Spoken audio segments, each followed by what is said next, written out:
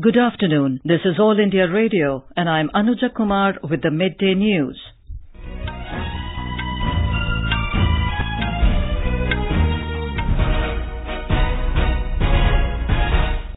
The headlines.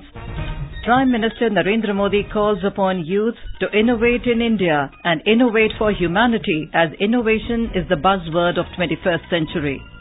Defence Minister Nirmala Sitharaman appeals to industries to increase their export capacity in view of their increased worldwide demand. Absconding diamond merchant Nirav Modi's sister and brother summoned by the Fugitive Economic Offenders Act court in Mumbai for money laundering. Kerala Chief Minister Pinarayi Vijayan makes an aerial survey of the worst flood-affected districts.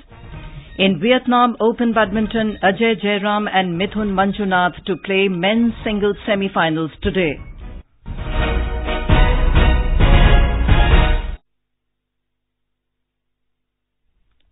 Prime Minister Narendra Modi has said innovation is the buzzword of 21st century and called upon the youngsters to innovate in India and innovate for humanity. Addressing the 56th annual convocation of Indian Institute of Technology, IIT Bombay today, Mr. Modi said they can contribute towards mitigating climate change, ensure better agricultural productivity, cleaner energy, water conservation, combating malnutrition and effective waste management. My appeal to you and many other youngsters is innovate in India, innovate for humanity. From mitigating climate change to ensuring better agriculture productivity, from cleaner energy to water conservation, from combating malnutrition to effective waste management, let us affirm that the best ideas will come from Indian labs and from Indian students. On our part, we are doing everything possible to further a spirit of research and innovation in India. Mr. Modi affirmed that the best ideas will come from Indian laboratories and from Indian students. He said that the degrees which have been conferred on the IIT students today is a result of their dedication and commitment. But real challenges are awaiting them ahead. The Prime Minister said that IITs have built brand India globally and they have conceptualized to contribute to nation building through use of technology. साथियों, IIT Bombay देश के उन संस्थानों में से है जो new India की न्यू टेक्नोलॉजी के लिए काम कर रहा है. आने वाले 2 दशकों में दुनिया का विकास कितना और कैसा होगा, ये इनोवेशन और नई टेक्नोलॉजी तय करेगी. ऐसे में आपके संस्थान का, IIT का रोल बहुत महत्वपूर्ण हो जाता है. चाहे 5G ब्रॉडबैंड टेक्नोलॉजी हो, आर्टिफिशियल इंटेलिजेंस हो, ये वो तकनीक है जो आने वाले समय में स्मार्ट मैन्युफैक्चरिंग और स्मार्ट सिटीज के विजन के लिए महत्वपूर्ण सिद्ध होने वाली है. He said students who passed out from IITs are actively contributing to the development of the country and they are also contributing in the startups. Innovation and enterprise are going to be the foundation stone for making India a developed economy. A long-term sustainable technology-led economic growth is possible. यही कारण है कि हमने startup India और अटल innovation mission जैसे अभियान शुरू किए हैं, जिनके परिणाम अब मिलने लगे. आज भारत स्टार्टअप के क्षेत्र में दुनिया में दूसरा सबसे बड़ा इकोसिस्टम है. 10,000 से अधिक स्टार्टअप्स को देश भर में नर्चर किया जा रहा है और फंडिंग की भी एक व्यापक व्यवस्था की जा रही है.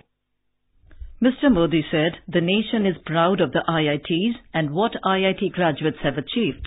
The success of IITs led to the creation of engineering colleges around the country. He said that students were inspired by the IITs and this led to India becoming one of the world's largest pool of technical manpower.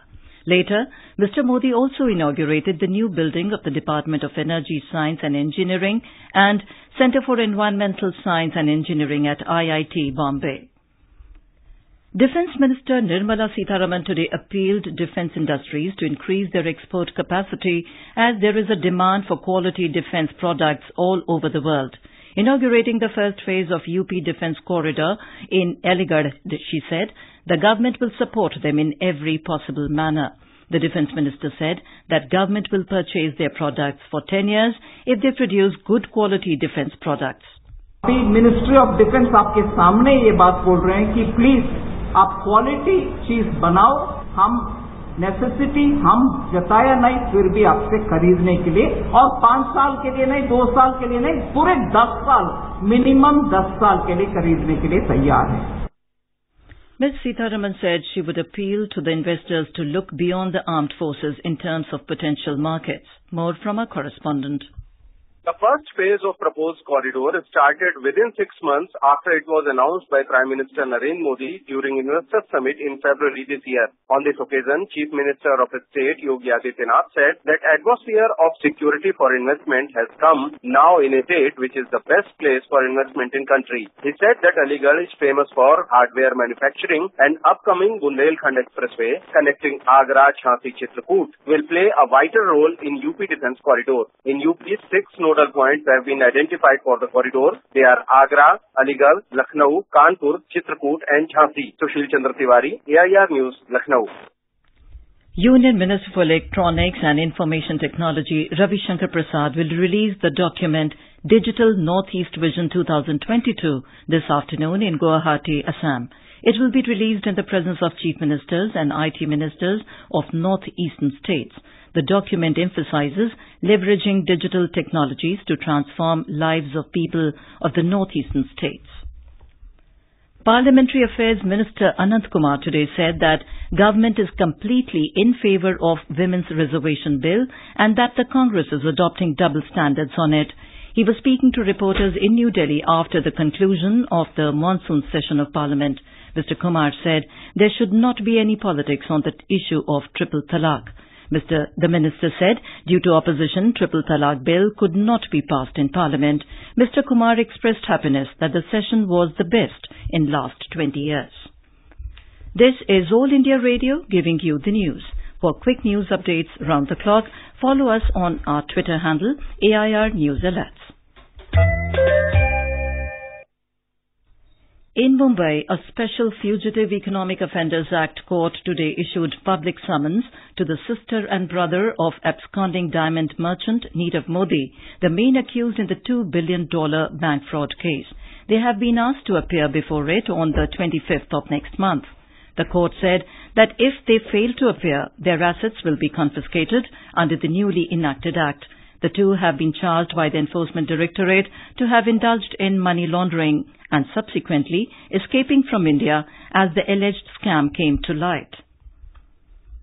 In Kerala, a team led by Kerala Chief Minister Pinarayi Vijayan, accompanied by Leader of Opposition Ramesh Chennithala, today had an aerial survey of the worst affected districts of the state. The team could not visit Idukki as the helicopter could not land due to bad weather. Later, they moved to Wayanad and the team reviewed the situation. The Chief Minister has announced 10 lakh rupees assistance to those who have lost their homes and land and 4 lakhs rupees each to next of kin of those who lost their lives. More from our correspondent.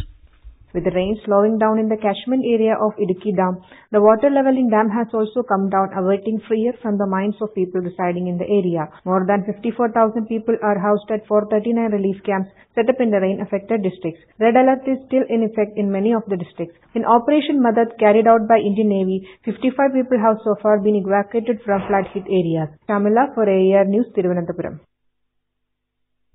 Union Home Minister Rajnath Singh is scheduled to visit Kerala tomorrow. He will visit the flood-affected areas and relief camps. Following heavy rains in Karnataka, the water level in Mettur Dam has reached its full capacity second time this year. Flood alert has been sounded in all the 11 delta districts of the state. People living on the banks of the Kaveri have been advised to move to safer places. In Karnataka, the flood situation in the Kaveri region continued to be grim for the third day today. The outflow from reservoirs built across River Kaveri has been increasing as the water levels have crossed full capacities. In Himachal Pradesh, reports of heavy rain have been received from Kangra district since morning. The weather department has forecast heavy to very heavy rain at isolated places over mid and low hills of the entire state tomorrow and day after. In Karnataka, around 12.5 lakh houses have been built under the Pradhan Mantri Awas Yojana in the past 4 years. The target is to construct 7 lakh more houses under the scheme. Subsidized interest rates and lengthy tenure of repayment option under this program are helping the poor in owning their own house. Here is a ground report from our Bengaluru correspondent. Bijapur is one of the backward districts in Karnataka, and Pradhan Mantri Awas Yojana has helped realizing the dreams of many weaker sections here. Mairuni Bagwadi is a housewife in Golsangi village who is a proud owner of a small house. She tells us how a roof over her head has come true due to the Awas Yojana. मैं मैरुनी बागवाड़ी बोल रही हूँ। पंचायती से पता चला है कि गरीब लोगों को साया होता है। अब गरीब लोगों को साया हुआ है कि 1,20,000 मिले है अनुदान, तो हमें घर बना ले है। A resident of Mulwada village in Bijapur district has reaped the benefit of Pradhan Mantri Awas Yojana. She shares her experience with us. हम यहाँ मुलवाड़ ग्राम के एक गरीब कुटुंब से हैं, तो हमको घर बनाने के लिए पैसे का बहुत ही प्रॉब्लम था। प्रधानमंत्री आवास योजना में गरीब लोगों को घर बनाने के लिए 1,20,000 का अनुदान मिलता है, तो मैं यही अनुदान में जब मेरे घर को बनवा ली। The loan amount of 3 lakh rupees and with interest rate ranging as low as 3%, the Awas Yojana is catering to the housing needs of many poor people with annual income of as low as 3 lakh rupees. Sudhindra, AIR News, Bengaluru. The government has modified the due date for filing of final GST sales returns by businesses with turnover exceeding 1.5 crore rupees to the 11th day of the succeeding month. In a notification, Central Board of Indirect Taxes and Customs has stipulated that details of outward supplies for July 2018 to March 2019 has to be filed by the 11th of the succeeding month. Currently, such businesses are required to file GSTR1 or final sales return of a particular month by the 10th day of the succeeding month. In Japan, all 9 persons aboard a helicopter were killed when it crashed on a mountain north of Tokyo. Officials in Gunma Prefecture confirmed the deaths. They said that the helicopter came down yesterday near the border with Nagano Prefecture. Police are working to identify the victims. Indian shuttler Ajay Jairam enters the men's final of the Vietnam Open Badminton Tournament in Ho Chi Minh City today. He defeated 7-seeded Japanese Yu Igarashi 21-14, 21-19. Mithun Manjunath will play his singles semi-final later today against Indonesia's Cesar Hiren Rustavito. In the second cricket test at Lord's, England will start their first innings on the third day today after India were all out for 107 on the second day yesterday. Skipper Virat Kohli made 24, but it was Ravichandran Ashwin's 29 that ensured that India crossed the 3-figure mark as England gained complete control despite a day and half's play being already lost due to inclement weather. Earlier, England skipper Joe Root won the toss and put India into bat first. NASA is poised to blast off the first spacecraft to explore Sun today. The spacecraft will be on a mission to plunge into the Sun's sizzling atmosphere and unlock the mysteries of the center of the solar system. NASA's car-sized $1.5 billion Parker Solar Probe is scheduled to launch on a Delta IV heavy rocket from Cape Canaveral, Florida, during a 65-minute launch window that opens at 3:33 a.m. local time. The Turkish lira tumbled over 16% to new record lows against the dollar as strains with the United States intensified. However, Turkish President Recep Tayyip Erdogan defiantly proclaimed his country would emerge victorious in an economic war. And now, before we end the bulletin, the headlines once again. Prime Minister Narendra Modi calls upon youth to innovate in India and for humanity as innovation is the buzzword of 21st century. Defence Minister Nirmala Sitharaman appeals to industries to increase their export capacity in view of their increased worldwide demand. Absconding diamond merchant Nirav Modi's sister and brother summoned by the Fugitive Economic Offenders Act court in Mumbai for money laundering. Kerala Chief Minister Pinarayi Vijayan makes an aerial survey of the worst flood-affected districts. Indian shuttler Ajay Jairam enters the men's final of Vietnam Open Badminton Tournament. And with that, we end the Midday News.